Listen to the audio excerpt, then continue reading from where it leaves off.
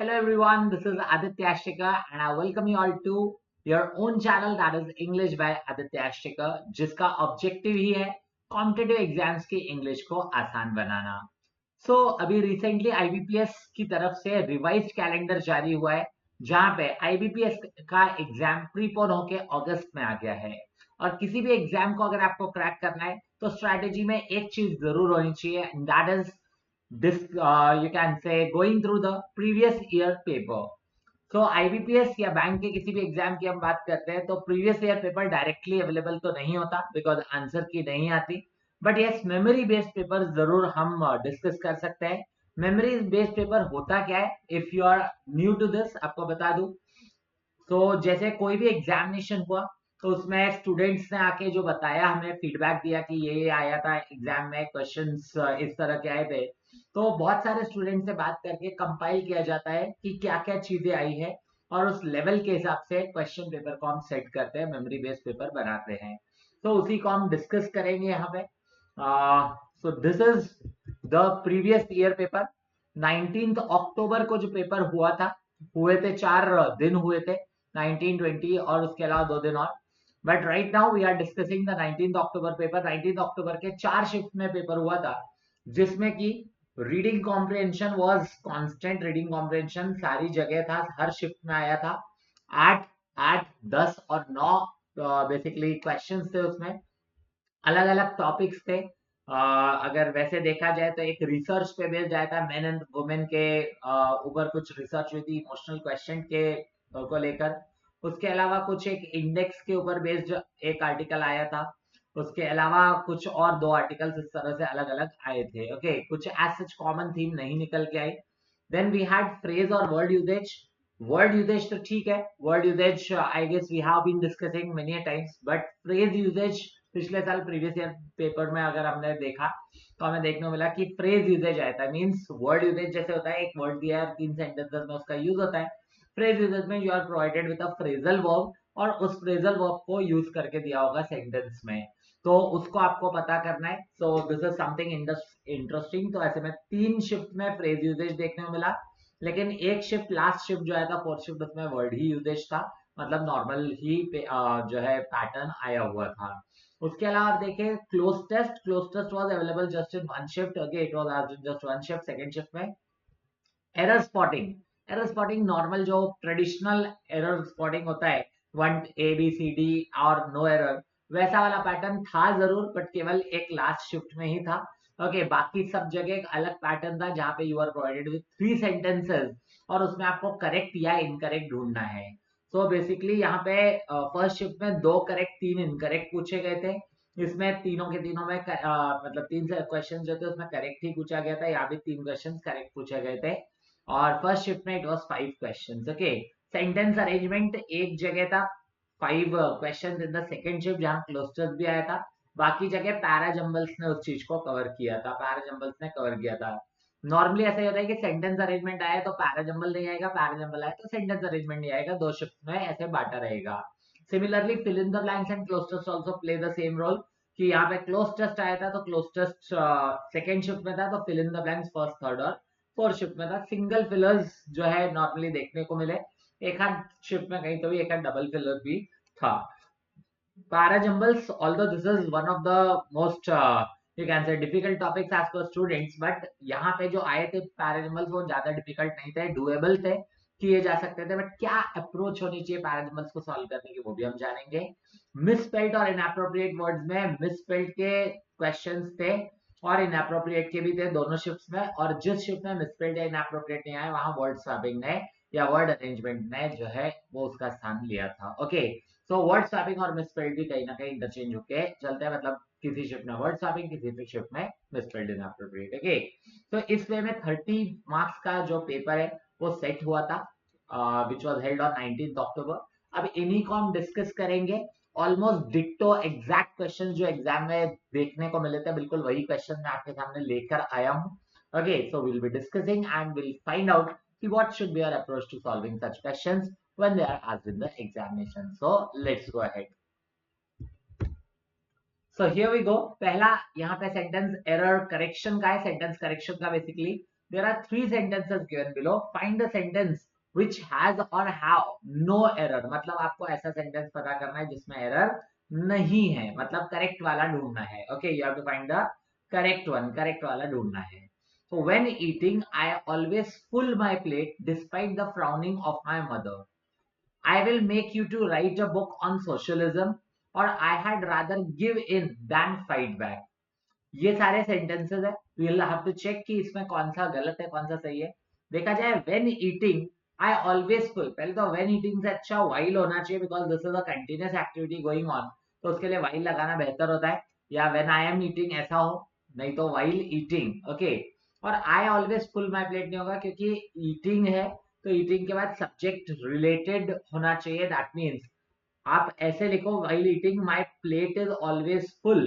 I always full my plate. full वैसे भी कोई verb नहीं होता, एडजेक्टिव होता है, तो I always fill my plate होता है. एक बार सोचते हैं तो while eating my plate is always full despite the frowning of my mother, ऐसा हो जाएगा. Okay, is always full despite the frowning of my mother. I make you to write a book on socialism. यहाँ पे क्या है, यहाँ पे make word use हुआ है. help, make, let, bid, see, watch, notice, observe, hear, overhear. ये कुछ ऐसे वर्ड्स होते हैं जो अपने साथ बेयर इंफिनिटिव लेते हैं, इंफिनिटिव नहीं. Okay, so help, make, let, bid, see, watch, notice, observe, hear, overhear, इनके साथ आपको इंफिनिटिव नहीं बेयर इंफिनिटिव लगाना, मतलब टू को हटाना पड़ेगा. The teacher made me to stand in the bright sun, गलत है. The teacher made me stand in the bright sun. वैसे ही I will make you write a book on socialism. आगे लिखा है I had rather given, rather के बाद V1 है, गिवन दैन, तो दैन के बाद भी V1 ही चाहिए. Okay, that is satisfied here. I had rather given than, rather और दैन पेयरिंग भी है. I had rather given than fight back, ये सही लग रहा है. तो थर्ड इज करेक्ट और हमें करेक्ट ही ढूंढना है. So the answer here should be option 2 या option B which is third only. Okay, I hope so ये बात क्लियर है. क्वेश्चंस का लेवल अगर मैं बात करूं, एरर स्पॉटिंग या सेंटेंस करेक्शन का थोड़ा अच्छा लेवल था. ठीक है, इसीलिए पेपर का overall level easy to moderate बताया गया था. ओके, तो अभी देखते हैं सेकंड वाला क्वेश्चन क्या कहता है. नेक्स्ट क्वेश्चन यहाँ लिखा है programme on women empowerment is coming on television nowadays. Okay, all the people are cognizant of the fact that Rahul is known to me और this house belongs to me since 1997. अभी भी हमें as I have no error पूछा है, मतलब correct वाला ही ढूंढना है. सो अ प्रोग्राम ऑन विमेन एम्पावरमेंट, ठीक है, is coming on television nowadays. Nowadays लगाए, नाउअडेज एक ऐसा टाइम फ्रेज होता है जिसके साथ हम प्रेजेंट कंटिन्यूअस टेंस में सेंटेंस को लिखते हैं. ठीक है, तो ये सिंपल प्रेजेंट में नहीं, प्रेजेंट कॉन्टिन्यूअस में चाहिए, जो अपने आप में सही है. ओके, ऑन टेलीविजन भी कोई इश्यू नहीं है, बाकी सब भी सही है. तो this seems to be correct. all the people are cognizant of the fact, cognizant मतलब aware of the fact that Rahul is known to me.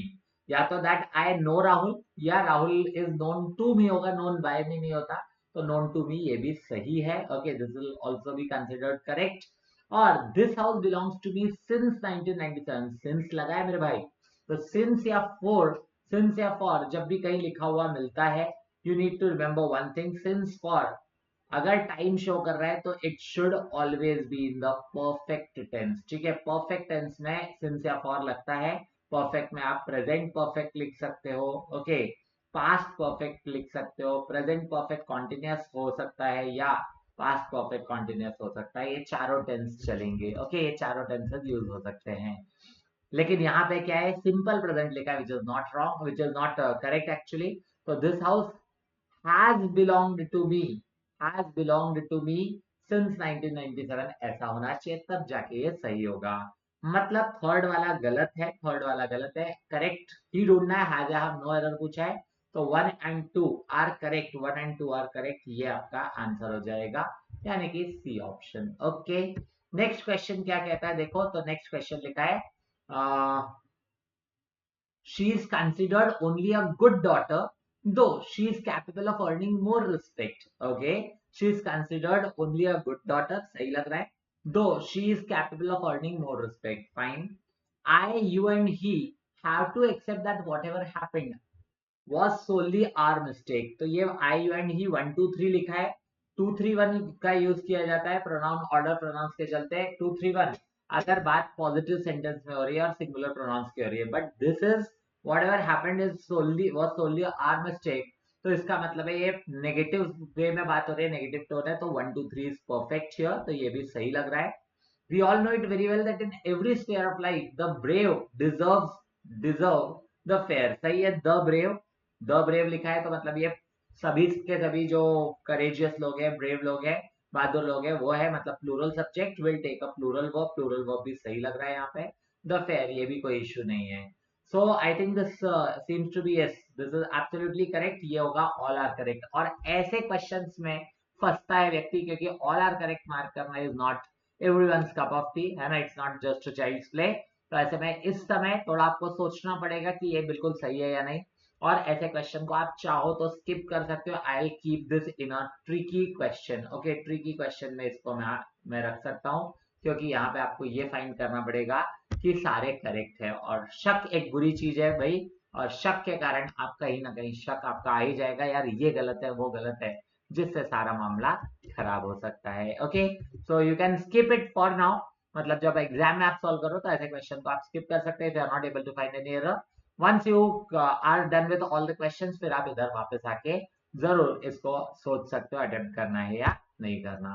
Next question में we have some change in instructions, जो कह रहा है कि find the sentence which has और have errors. मतलब यहाँ पे आपको एरर वाला ढूंढना है, इनकरेक्ट वाला ढूंढना है, करेक्ट वाला नहीं. Okay, my friends will eat the desserts by the time I reach there. Okay, he has a weird notion that he's superior than all the men on earth, or river Nile is longer than any other river in India. Fine. So my friends will eat the desert by the time. By the time मेरे भाई एक phrase होता है. Okay, by the time जो होता है वो एक phrase होता है, और जब by the time लगाए तो हमें ध्यान रखना पड़ेगा. by the time में दो केसेस बनते हैं. एक, अगर आगे प्रेजेंट टेंस आ रहा है, by the time के बाद अगर प्रेजेंट टेंस है, तो we have to use a future perfect tense here. Future perfect tense हमें यूज करना पड़ेगा. और अगर बाय द टाइम के बाद एक पास्ट टेंस है, बाय द टाइम के बाद एक पास्ट टेंस है, तो आपको यहाँ पे पास्ट परफेक्ट यूज करना पड़ेगा. ठीक है, पास्ट परफेक्ट यूज करना पड़ेगा. What do I mean to say, जैसे मैंने कहा कि I had already reached the multiplex by the time my friends arrived. तो मेरे दोस्त जब तक आए उससे पहले मैं पहुंच चुका था मल्टीप्लेक्स. ऐसे में यहाँ पे आपने देखा I had already reached by the time my friends arrived. Arrived past था, तो यहाँ पास्ट परफेक्ट आया. और मैंने कहा कि by the time you reach Canada I will have already visited that place. ऐसा कुछ लिखा होगा तो चलेगा, वहां पे फ्यूचर परफेक्ट और पास्ट परफेक्ट हो जाएगा. ठीक है, by the time I reach home you will have already reached the other city by plane. तो ऐसे में वहां पे हो सकता है फ्यूचर परफेक्ट और प्रेजेंट परफेक्ट. तो इस हिसाब से माय फ्रेंड्स विल ईट नहीं होगा, my friends will have eaten या वुड हैव ईटन यूज किया जाएगा. My friends would have eaten the dessert by the time I reached there. Okay, next है, he has a weird notion that he is superior than all the men on earth.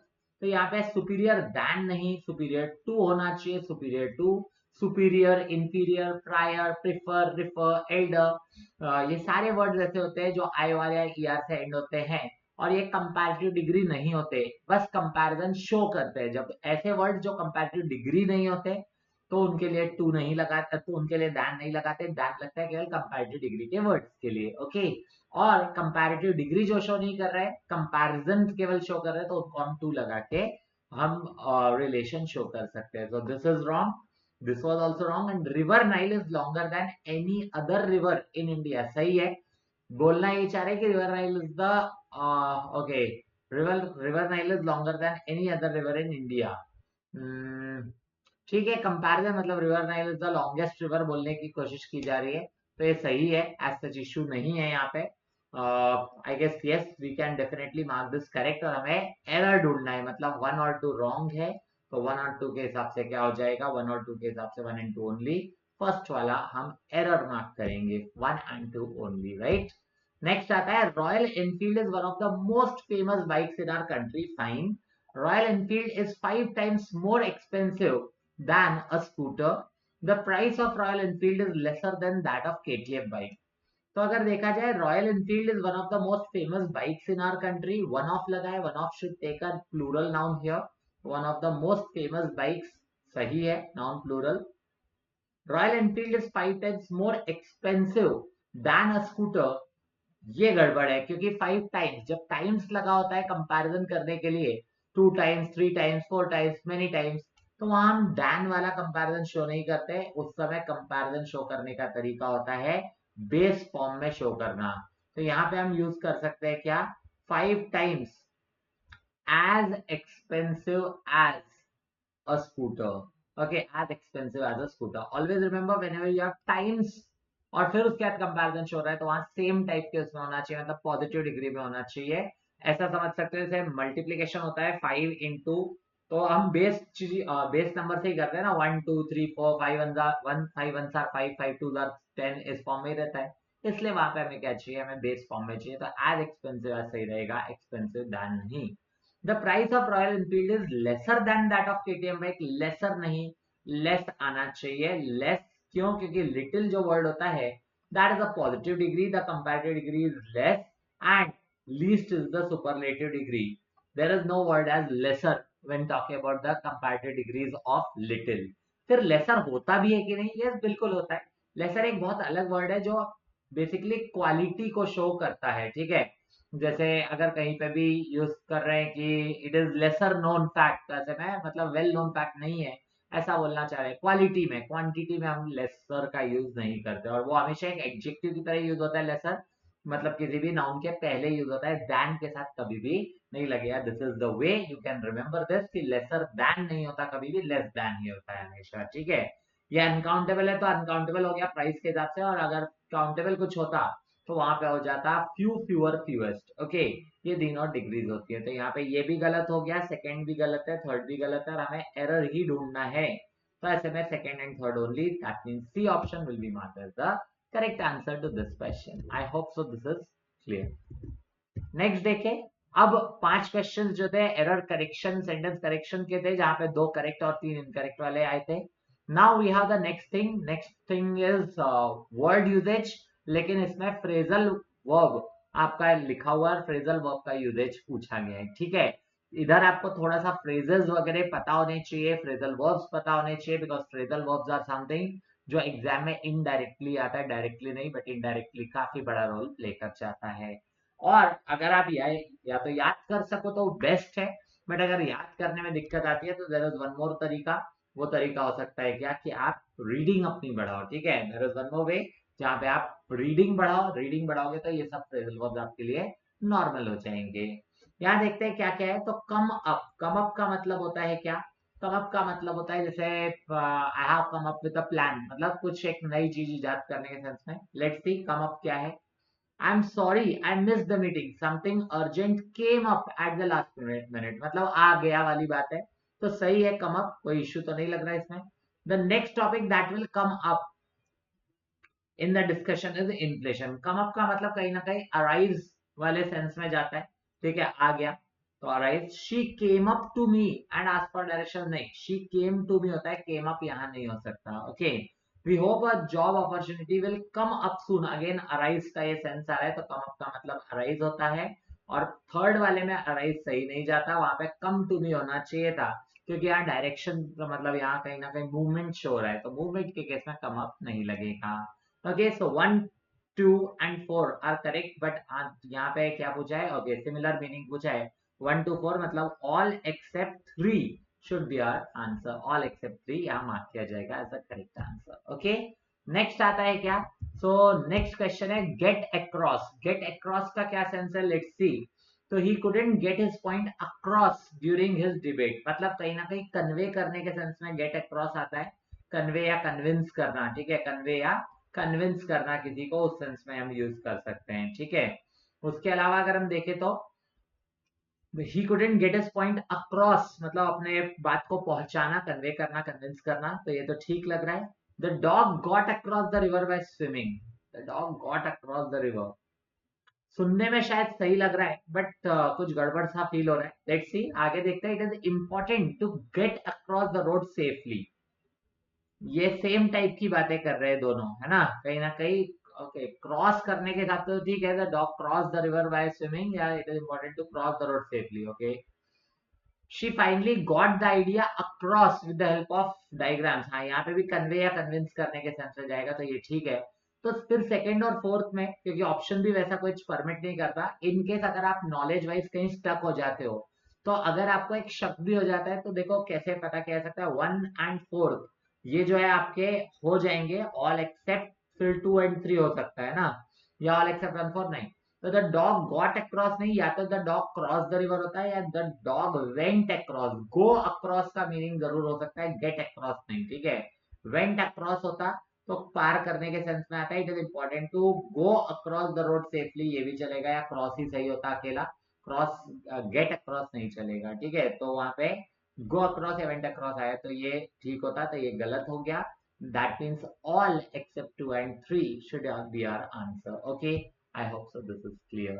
समझ में आ रहा है? आई hope सो सब लोग grab कर पा रहे कि कैसे इन क्वेश्चंस को करना है. This definitely will need some studying, some reading part on your side, तब जाके आप फ्रेजल वर्ब्स को डेफिनेटली आगे बढ़ा सकते हो. अगर आपको लगता है कि सर ये फ्रेजल वर्ब बहुत ज्यादा परेशान करते हैं, और आप एक फ्रेजल वर्ब के लिए सेशन प्लान कर दीजिए जहां पे आप फ्रेजल वर्ब्स को डिस्कस करके समझा दे, तो आप मेरे को कमेंट सेक्शन में ये बात लिख के बता सकते हैं कि अगर कमेंट सेक्शन में मेरे को दिखता है कि काफी लोगों की डिमांड है कि फ्रेजल वर्ब्स का डिस्कशन होना चाहिए, तो I will definitely do the needful. Okay, next है चेकआउट.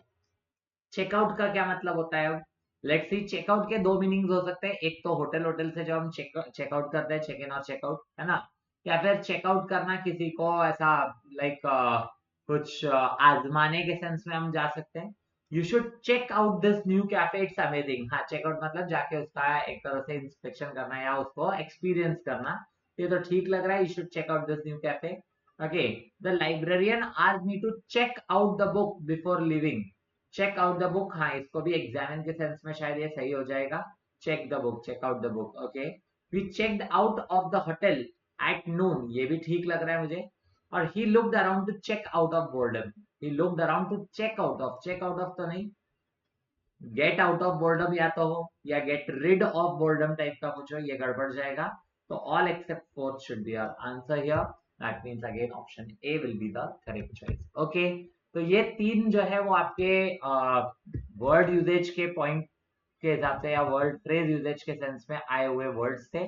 ओके, इसके अलावा भी कुछ अलग अलग शिफ्ट में अलग अलग वर्ड्स आए थे. वैसे यही 3 वर्ड्स थे जो कि हमें फर्स्ट शिफ्ट में देखने को मिले थे. ठीक है, मतलब कौन कौन से? एक तो गेट अक्रॉस था, एक चेकआउट था, और उसके अलावा सबसे पहला कौन सा था?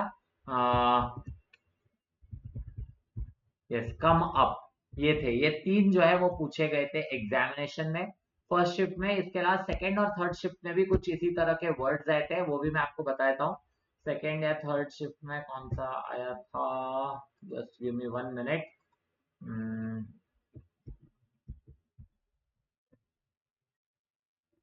यस, पास बाय और टेक अप, ये दो चीजें आई थी अलग अलग शिफ्ट में, पास बाय और टेक अप. ठीक है, तो ये सब है, फ्रेजल वर्ब्स आ रहे हैं, तो आपको फ्रेजल वर्ब्स के लिए रेडी रहना पड़ेगा. ओके, नेक्स्ट चलते हैं आगे. अगला जो है फिल इन द ब्लैंक का क्वेश्चन है, बट विद अ ट्विस्ट. ठीक है, फिल इन द ब्लैंक का क्वेश्चन है विद अ ट्विस्ट, मतलब एक न्यू पैटर्न का फिल इन द ब्लैंक है, न्यू पैटर्न का फिल इन द ब्लैंक है.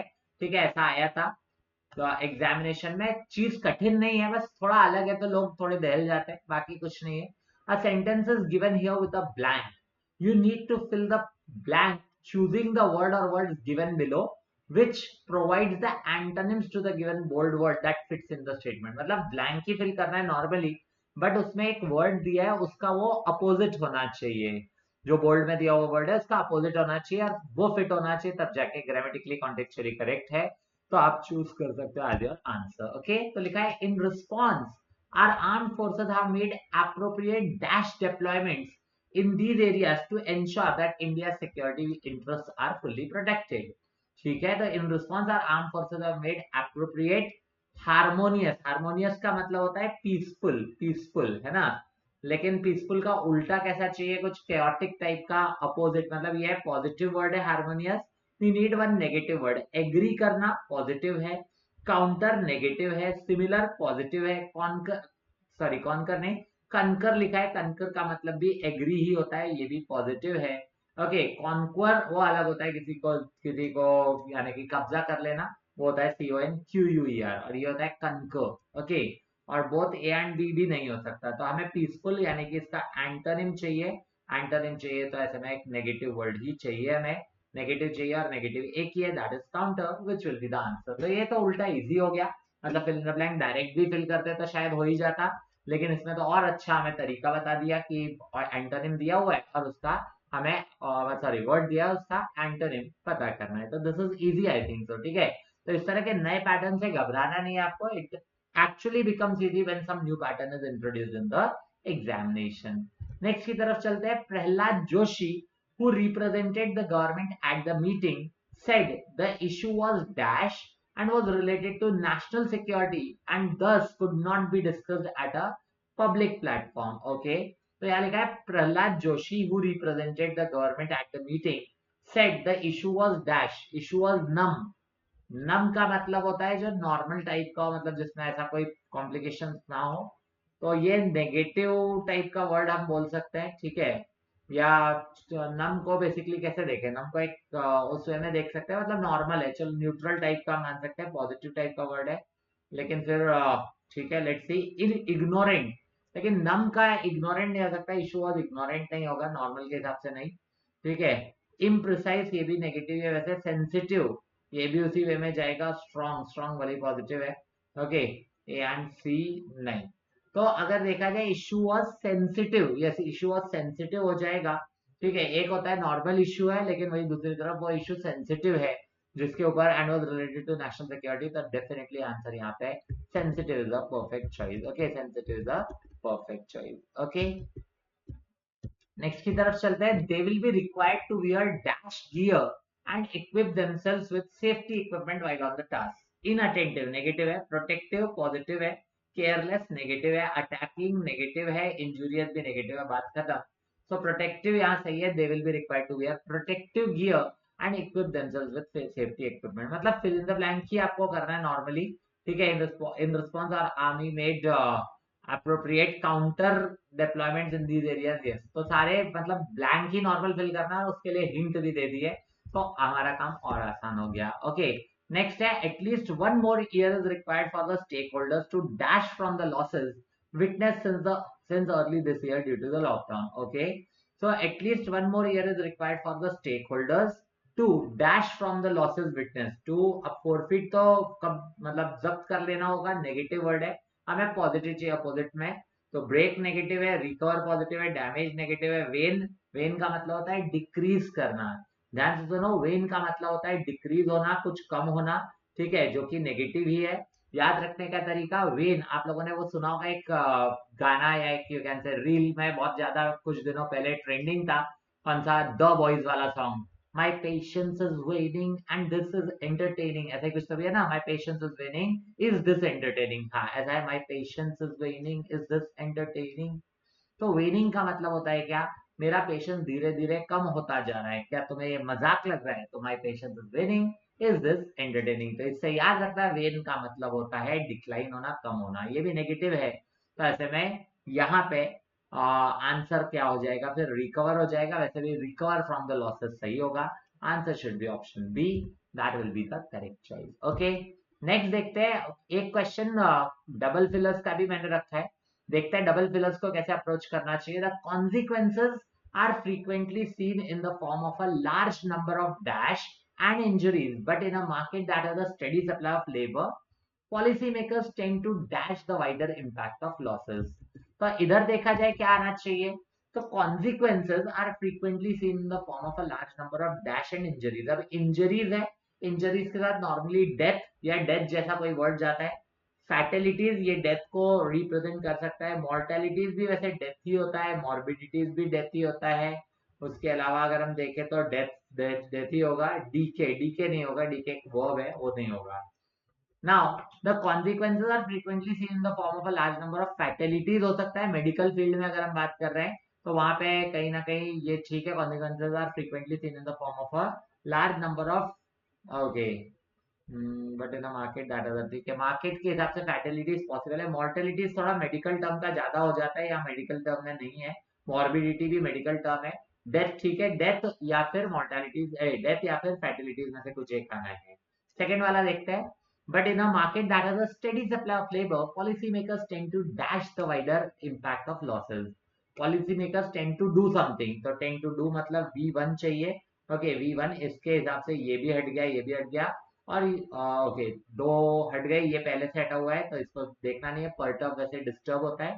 Now we have ignore and evade, market that has a steady supply of labor, policy makers tend to ignore the wider impact of losses, wider impact of losses को ignore कर लेते हैं, या evade, नहीं evade किया जाता है जैसे आप किसी रूल्स को फ्लाउट करके जंप करके जब जो है कुछ क्लेवर वे में रास्ता निकाल लेते हो, जैसे टैक्स इवेड किया जाता है, टैक्स इग्नोर नहीं होता, टैक्स इवेड होता है, बच निकलते हैं, तो यहाँ बच निकलने वाली बात नहीं है, यहाँ पे इग्नोर कर देते हैं कि वाइडर इम्पैक्ट ऑफ लॉसेस क्या ही होगा, ऐसे में answer should definitely be option 1, that is option A, fatalities और इग्नोर, ओके फैटिलिटीज और इग्नोर।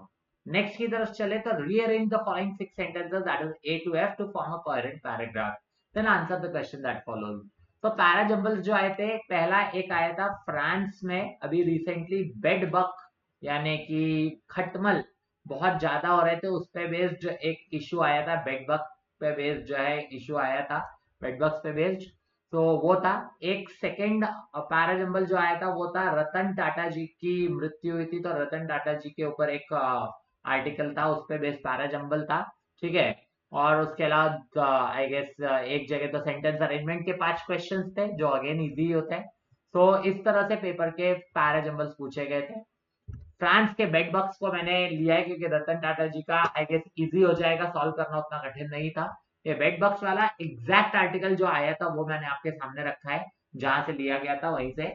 सो द आउटब्रेक एक बार देखते हैं और आपको एक बिल्कुल एग्जाम लेवल का ही फीलिंग आ जाएगा और आपको पता चल जाएगा कि हम इसको सॉल्व कर पा रहे कि नहीं। माई रिकमेंडेशन इज वीडियो को पॉज कर लो और खुद पहले सॉल्व कर लो, ठीक है, खुद सॉल्व कर लो। वंस यू आर डन उसके बाद आप चेक करो कि क्या आंसर मैच हो रहा है या नहीं, और फिर मेरे को जरूर बताइएगा कि आपका सही हुआ या गलत, okay. So let's see. The outbreak drew widespread media coverage and caused considerable national concern. अब द आउटब्रेक कौन सा आउटब्रेक है पता है क्या? नहीं पता चल रहा, अभी तो नहीं पता। The outbreak Drew widespread media coverage and cost considerable national concern. आगे लिखा है क्या? आगे लिखा है reports initially surface from rental homes and hotels during the summer of 2023। Reports initially surface, कौन का ही बात की रिपोर्ट्स, किस चीज की रिपोर्ट्स पता नहीं, surface from rental homes and hotels during the summer of 2023, ठीक है। In the latter half of 2023, in the latter half of 2023, Paris faced a troubling bedbug outbreak that, yes, the outbreak जो लिखा था वो शायद इधर इंट्रोड्यूस हो रहा है, that quickly became a matter of national concern. This seems to be an introduction to the paragraph. In the latter half of 2023, Paris faced a troubling bedbug outbreak that quickly became a matter of national concern. अब इससे पहले शायद ही कुछ आ पाए, अगर in the former half of 2023 का कुछ जिक्र है तो अलग बात है, एल्स यहीं से शुरुआत होनी चाहिए। The situation prompted calls from both local and international stakeholders urging the French government to take stronger action. तो ये तो भाई अगेन प्रॉब्लम पहले होगी फिर सॉल्यूशन की डिमांड होगी, तो ये अभी नहीं होगा। The problem, again, the problem escalated over time to include public places such as cinemas and public transport. I guess the problem escalate तभी हो सकता है जब पहले हो जाए प्रॉब्लम, और प्रॉब्लम हुई कहाँ है? यहाँ पे एक बेडबग का आउटब्रेक, और उसके बाद इनिशियली रेंटल होम्स और होटल्स में था, और उसके बाद एस्केलेट होके वो पब्लिक प्लेसेस में भी पहुंच गया, तो ये कनेक्ट हो जाएंगे आई गेस। देखते हैं इसको क्या क्या सीक्वेंस बन सकता है। जहां तक मैं समझ पा रहा हूँ बी का ई के साथ पेयरिंग तय है, और if I am not wrong C B E पूरा का पूरा एक पेयर बनेगा। और देखते हैं it also raised alarms about Paris preparedness to host tourist during the 2024 summer Olympics, ठीक है। सो बेसिकली अगर हम देखें इसको क्या करना है, पहला तो अब श्योर है, आई एम डैम श्योर है ना, इट ऑल्सो रेज भी पहले आ नहीं सकता, तो definitely first one should be In the latter half of 2023, Paris faced a troubling bedbug outbreak that quickly became a matter of national concern. फिर उसके बाद सी के बाद हम ले सकते हैं कौन सा, B, reports initially surface from rental homes and hotels during the summer of 2023. फिर हम ले सकते हैं the problem escalated over time to include public places such as cinemas and public transport, CBE. अब आगे देखना पड़ेगा क्या आएगा. अब देखो, prompted call from local and international stake holder. International stake holders को कब पता चलेगा, जब मीडिया कवरेज हो रहा है, वो भी वाइड स्प्रेड है ना. तो पहले ए ही आएगा, फिर द आउटब्रेक. तो the outbreak drew wide spread media coverage and cost considerable national concern. फिर उसके बाद the situation prompted calls from both local and international stake holders urging the French government to take stronger action. ठीक है, तो ऐसे में CBEAD. और फिर इट ऑल्सो रेज्ड, ऑल्सो मतलब एक तो चीज है कि उनको prompted calls from both local and international stakeholders urging the government to take stronger action, also raised alarms about Paris preparedness to host tourists during the 2024 summer Olympics. तो ऐसे में एफ उसके बाद आ जाएगा. ये बनेगा CBEADF. CBEADF देखें, सी first वाला पूछा है, सी सेकेंड वाला पूछा है, CBB, third is E, CBE है ना, CBEADF, fourth is a, fifth नहीं पूछा है, लास्ट पूछा है वो है एफ. तो ऐसे में हो जाएगा 54135, 54135, 54135 CBEADF. होपफुली आपका भी ऐसा ही सीक्वेंस बना है. अगर आपका सीक्वेंस सही हुआ है तो जरूर बताइए कि आपका सीक्वेंस सही हुआ है या नहीं हुआ है. Have you got it correct और have you got it incorrect. Okay, next चलते हैं. अब अगला कौन सा है, अगला है मिसस्पेल्ड और इनएप्रोप्रिएट वर्ड्स का क्वेश्चन. तो मिसस्पेल्ड या इनएप्रोप्रिएट वर्ड, स्पेलिंग रॉन्ग आती है तो आई थिंक उतना टेंशन नहीं होता, बट अगर इनएप्रोप्रिएट भी आता है तो कैसे डील करना है, let's deal with it. In a press briefing, the Union Ministry of Health and Family Welfare on Wednesday shared a list of 13 states and union territories along with the share of doses administered in private facilities.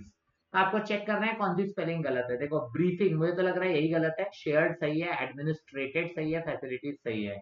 Brief की spelling होती है BRIEF और फिर ING लगेगा, तब जाके ये सही होगा.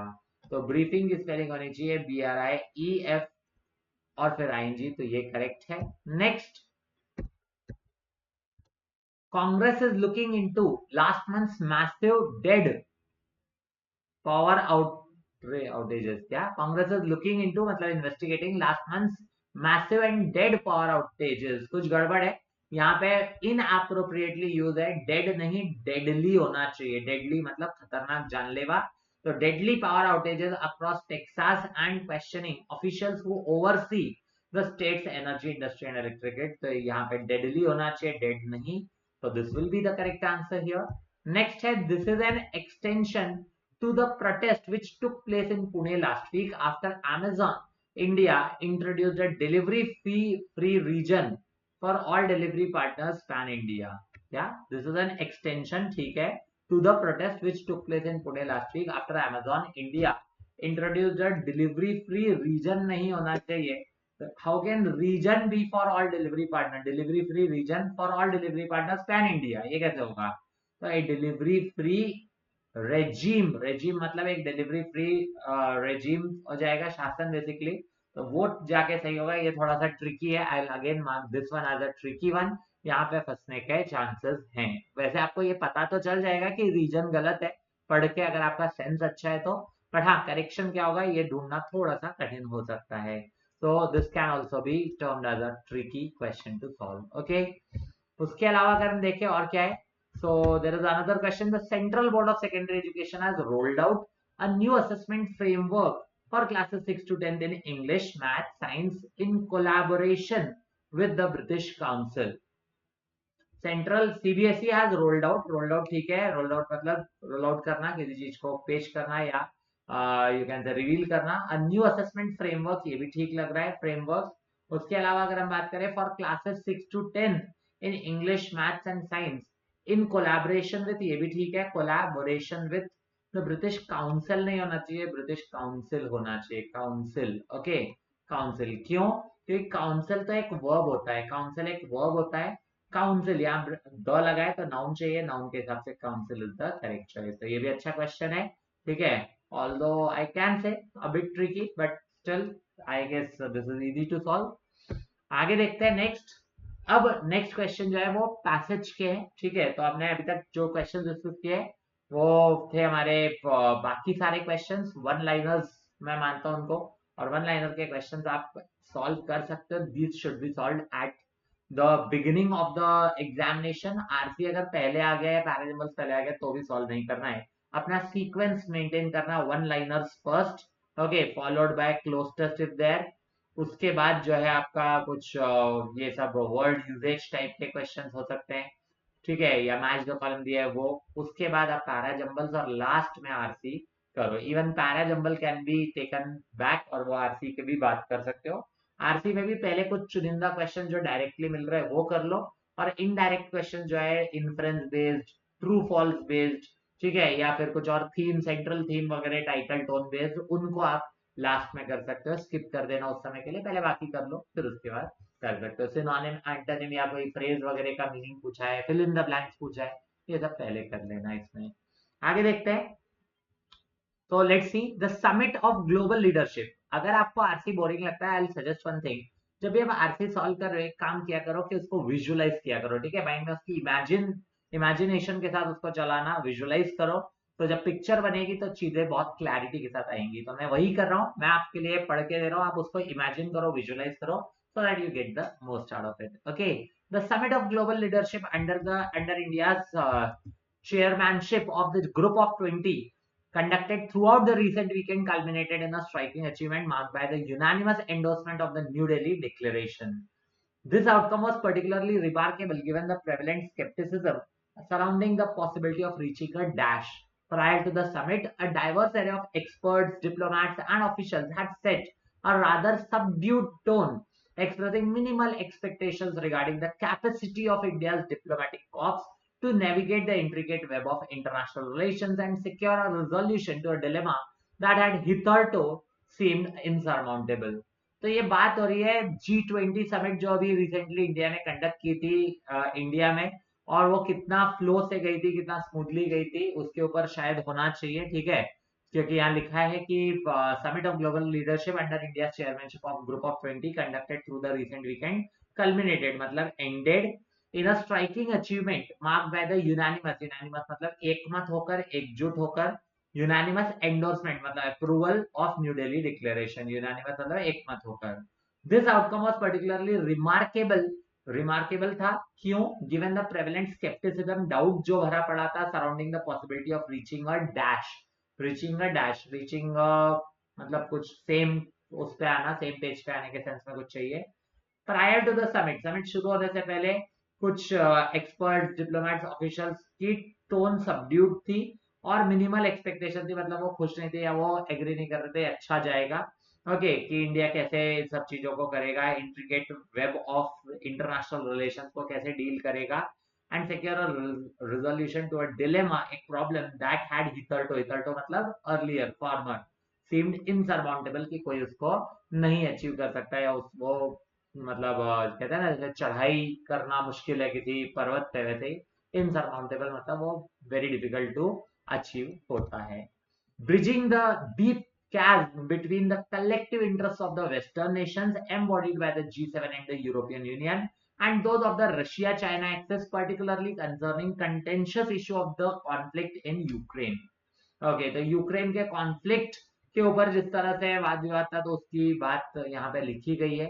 Historically, the United Nations Security Council has been rendered impotent in its attempts to issue a unified statement.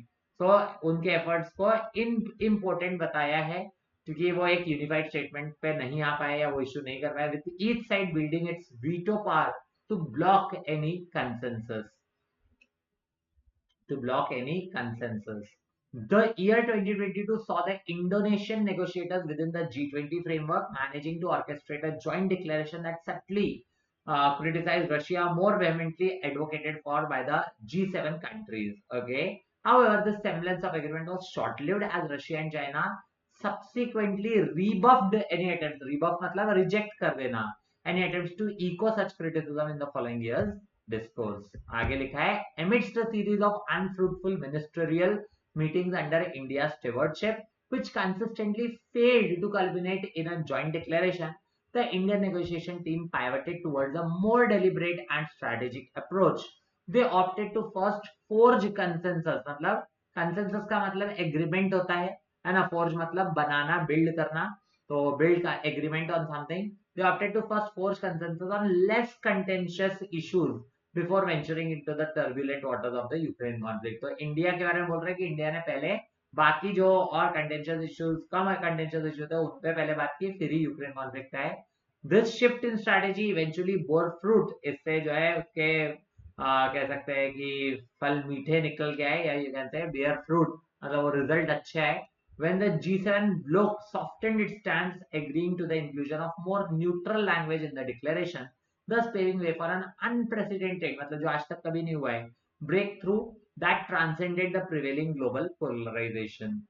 Central to this diplomatic victory was India's adherence to मतलब जो उनका follow करना. India following a middle path policy significantly bolstered मतलब strengthened by Prime Minister Narendra Modi's direct engagement. Modi ji ने direct engagement with numerous leaders of G20 Nations किया through out the year, जो फायदे में रहा, जिसका हमें फायदा भी मिला. आगे लिखा है क्या, notably the inclusion of the 55 nation African union into the G20 fold marked a crucial step towards rectifying a long-standing imbalance previously exemplified by the exclusive membership of the European Union as a regional entity. The formation of the global biofuel alliance represents a forward leap in the quest for alternative energy solutions, addressing the world's continuing reliance on fossil fuels. Furthermore, the proposed India Middle East Europe corridor, buoyed by the prospect of US financial investment, opens up a realm of extraordinary possibilities, though the specifics of its funding and operationalization remain to be clarified. India's bold decision to decentralize the G20 summit, organizing over 200 meetings across more than 60 cities and attracting in excess of 1 lakh delegates from 125 nations, signified a departure from the conventional monolithic format of such gatherings. Okay, तो उन्होंने decentralise कर दिया. पहले एक ही जगह होता था, लेकिन अब वो उसको कन्वेंशनल जो तरीका था, मोनोलिथिक तरीका था, उसको चेंज कर दिया इंडिया ने. Okay, while this approach entailed additional expenses, उसका खर्चा पानी बढ़ा, it underscored India's commitment to innovation within the framework of international diplomacy, potentially setting a precedent for the future G20 meetings. उसके लिए इन्होंने innovation करके एक standard set कर दिया है, जो अब आगे भी countries को follow करना पड़ेगा जो host करेंगी. Furthermore, this iteration of the G20 summit has been transformative in its efforts to rejuvenate an entity often perceived as mundane and detached by bringing to the forefront discussions that directly impact the broader global community. In a move to cement the achievements of this landmark summit, Mr. Modi has announced a virtual review meeting slated for November ahead of India relinquishing its presidency. This initiative aims to ensure that the decisions reached during the weekend are not only implemented but also subjected to thorough scrutiny in what has been celebrated as India's G20 movement, marking a significant milestone in the country's diplomatic endeavors on the global stage. So I guess समझ में तो आ गया होगा, passage भले ही लेंदी है but definitely understandable है. ज्यादा ऐसा लैंग्वेज कुछ अलग टाइप की यूज नहीं हुई है. सो अब देखो, पैसेज आरसी सॉल्व करने के दो तरीके होते हैं. या तो आप पूरा पैसेज पढ़ लो सो दैट आपको बार बार वहां जाना ना पड़े, या दूसरा तरीका, specially keeping in mind because the time constraint is there, तो फिर ऐसे में सजेस्ट किया जाता है कि आप केवल और केवल क्वेश्चन पढ़ो, उसके कीवर्ड्स हाईलाइट करो और पैसेज में स्कैन करो. That will help you in answering the question quickly. क्योंकि इतना पूरा पढ़ने के बाद सब याद रहता है कि नहीं, not sure. Which significant inclusion into the G20 was noted during the summit under India's presidency. The induction of Russia federation, no. Inclusion of 55 nation African Union, yes. The admission of South American countries as a bloc, no. A and C, no way. The expansion to include additional EU countries, नहीं. बात खत्म, over and out. देखो, पढ़ने का ये फायदा होता है, आप पढ़ के आए हो तो आपको बहुत इजीली याद आ जाएगा कि यहाँ पे आंसर ये होना चाहिए, inclusion of the 55 nation African union, जो हमने यहाँ पे पढ़ा था. Notably the inclusion of 55 nation African union into the G20 fold marked a crucial step towards rectifying a long-standing imbalance. Okay, आगे, how did Prime Minister's actions contribute to the G20 summit success? By avoiding direct discussion, नहीं avoid थोड़े किया था उन्होंने, तो किया था. Through his direct engagement with numerous leaders of the G20 nations, yes. Solely focusing on economic issues, ignoring political ones, नहीं. जब ए नहीं है तो सी कैसे होगा? बाय प्रपोजिंग द एलिमिनेशन, नहीं भैया, तो ऐसे में आंसर हो जाएगा डेफिनेटली सेकंड. आई गेस बहुत इजीली आप सॉल्व कर पा रहे हो और आपको ये मिल भी जाएगा कहाँ पे, इस पैराग्राफ में. ठीक है, अगर इधर देखोगे तो ये लिखा हुआ है Modi's direct engagement with numerous leaders of G20 nations through the year. तो definitely the answer is option B. Okay, next question है, what does the formation of global biofuel alliance signify? ऐसे वर्ड्स जल्दी मिल जाते हैं क्योंकि जी, बी और ए तीनों के तीनों कीवर्ड्स जो है वो कैपिटल लेटर में है, तो इजीली मिल जाएगा. ये स्कैन करने पे आपको बस स्कैन करना है. What does the formation of global biofuel alliance signify? A movement away from diplomatic engagements, a decline in the interest in alternative energy sources, a step towards addressing the world's reliance on fossil fuels through alternative energy solutions, both A and B, or the cessation of biofuel research. तो अगर देखें तो इस वाले इसमें साफ पढ़ के एक बार में मिल जाएगा GBA, है ना. The formation of global biofuel alliance represents a forward leap in the quest for alternative energy solutions, addressing the world's continuing reliance on fossil fuels. तो आंसर डेफिनेटली हो जाएगा a step towards addressing the world's reliance on fossil fuel. Third वाला, this is the correct choice. Okay, next है fill in the blank का question था. This outcome was particularly remarkable given the prevalent skepticism surrounding the possibility of reaching a agreement type का चाहिए था. consensus का मतलब होता है agreement, वो सही हो जाएगा. convolution, बेसिकली कन्वॉल्यूशन होता है जब दो चीजें मिलकर एक नया कुछ थर्ड अलग चीज बनाए, वो कंट्राइवेंस का ये कहीं ना कहीं कुछ एक और नई मतलब कह सकते हैं कंट्राइव करने के सेंस में आता है, वो भी नहीं होगा. कॉन्फ्लैग्रेशन किसी तरह का इंडिकेशन हो जाता है, वो भी नहीं होना चाहिए. और कॉन्ड्रम एक प्रॉब्लम होती है, ठीक है, किसी तरह की प्रॉब्लम, कॉन्ड्रम और डिलेमा, तो वो भी नहीं होना चाहिए. Answer should B consensus, reaching a consensus. Okay, यहाँ पे कंसेंसस फिट हो जाएगा. नेक्स्ट, हाँ, अब ये क्वेश्चन है, ये थोड़े से लेंथी होते हैं, इनको पहली बार में आरसी जब कर रहे हो तो ये सब तो अभी तक जो क्वेश्चन थे वो कर सकते हो, इसको स्किप कर देना, बाद में करना है इसको, ठीक है, एल्स टाइम वेस्ट हो सकता है. The new Delhi declaration was endorsed without any opposition. True पूछा है. The new Delhi declaration was endorsed without any opposition. नहीं, अपोजिशन तो था शायद, है ना, अपोजिशन तो था. स्टार्टिंग में ही बोला था कि वहां पे इनिशियली ऐसा था कि diverse area of experts had set a rather subdued tone, minimal expectations थे, तो पहले से ही तो वैसा नहीं था, है ना. Without any opposition prior to the summit there was a high expectation, नहीं, there was a low expectation, ये भी गलत है, ठीक है. उसके अलावा United nation security council successfully issued a unified statement, नहीं. अच्छा, was endorsed without any opposition, फिर तो सही है ना, क्योंकि ये शायद लिखा हुआ है ना. अच्छा, हाँ, यूनानिमस एंडोर्समेंट, तो ये सही है ऑफ न्यू दिल्ली डिक्लेरेशन, फिर ये सही होगा. Really sorry. ओके, बोला क्या है, new Delhi declaration was endorsed, हाँ, तो फिर ठीक है, ये ठीक लग रहा था. The United Nations security council successfully issued है यूनिफाइड स्टेटमेंट, नहीं, यूनाइटेड नेशंस का तो बोला ही था, यूनिफाइड स्टेटमेंट अभी तक नहीं कर पाया बोला है. देखो यहाँ पे लिखा भी है कहीं पे, it has been rendered important in its attempt to issue a unified statement, तो ये नहीं हो सकता, गलत है ये, ठीक है. उसके अलावा India strategy involve addressing more neutral topics before tackling the Ukraine conflict, हाँ, ये भी है. फिर बेसिकली वही है, ये दोनों कंफ्यूज कर रहे हैं, ए एंड डी दोनों पूछ रहे हैं, तो हाँ, ये भी तो ऑप्शन है. फिर India strategy involve addressing more neutral topics before tackling the Ukraine conflict, ये भी सही है, क्योंकि यहाँ पे अगर हम देखें तो ये था भी कि इंडिया ने पहले ऐसा किया था कि less contentious issues before venturing into the turbulent waters of Ukraine conflict. So A and D both are fine. Both A and D can be the answer here.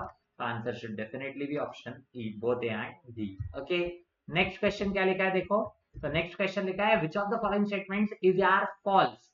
So the global south was keen on taking sides in the geopolitical divide. No. False. Okay. तो यहाँ पे false बताना है, तो ये तो correct हो गया, ये incorrect हो गया, false है ये. The African Union was included in the G20 for the first time. हाँ, ये बात है, अफ्रीकन यूनियन को पहली बार ही इंक्लूड किया गया था, तो ये तो ट्रू होगा. Okay, the summit was traditionally held in one location, yes, India ने इनोवेशन करके मल्टीपल सिटीज में किया था, तो ये भी ट्रू है. Russia and China agreed to the criticisms made in the joint declaration orchestrated by Indonesia. नहीं, वहां पे एग्री तो नहीं किया था उन्होंने क्रिटिसिज्म को, तो ये फॉल्स हो जाएगा. ओके, अगर आप देख के आओ तो वहां पे कहाँ लिखा था रशिया एंड चाइना का कुछ तो भी मेंशन तो था. इंडोनेशिया, ये. However, the semblance of agreement was short-lived as Russia and China subsequently rebuffed any attempts. मतलब उन्होंने रिजेक्ट कर दिया था, तो वो एग्री तो नहीं किए थे, उल्टा हो जाएगा तो. हम्म, हम्म, हम्म, हम्म, हम्म. तो ऐसे में ये फॉल्स हो गया. Definitely the answer again will be both A and B are false. Okay, and next पूछा है what is the meaning of the phrasal verb forge consensus. बताया था फोर्ज मतलब बिल्ड, कंसेंसस मतलब एग्रीमेंट. बिल्ड एग्रीमेंट या dismantle agreement नहीं. Physically create with metal नहीं. Initiate a conflict नहीं. ग्रेजुअली डेवलप एग्रीमेंट, यस, ये हो जाएगा. To legally bind a contract नहीं. सो आंसर होना चाहिए कौन सा, option D. Okay, and last question है which what can be the most suitable title for the passage. India's diplomatic triumph at the G20 summit, yes, हो सकता है. Environmental challenges facing the G20 nation, no. The rise of global south as in international relation, क्यों हो गया, sorry, इन होना चाहिए, नहीं, इन नहीं. नहीं, वो तो इंडिया के एफर्ट जो है, but this is not of fact, तो वो नहीं हो सकता. ऑनगोइंग कॉन्फ्लिक्ट इन यूक्रेन, वो एक पार्ट था but not the entire passage. Crypto currency, ये तो कुछ भी नहीं है. 100% sure answer should be option A. Okay, so that bring me to the end of the discussion. Hopefully आपको ये डिस्कशन अच्छा लगा होगा, आपको हर एक क्वेश्चन के आंसर्स पता चले, और most importantly you got to know the approach of how to solve the questions with ease. हर तरह के क्वेश्चन हमने देखे, कुछ ट्रिकी क्वेश्चंस भी थे, कुछ इसमें भी देखे तो ट्रू फॉल्स वाले क्वेश्चंस आरसी में भी ट्रिकी थे. Para jumbles was I think easy. Error spotting थोड़े से डिफिकल्ट थे, तो लेकिन अगर आपको बेसिक आपके क्लियर है, कॉन्सेप्ट्स क्लियर है, तो that should not be a problem. But still थोड़े से एफर्ट्स और लगाने पड़ेंगे एरर स्पॉटिंग में आपको. Then talking about fill in the blanks, very easy, simple single fillers थे और इजी भी थे.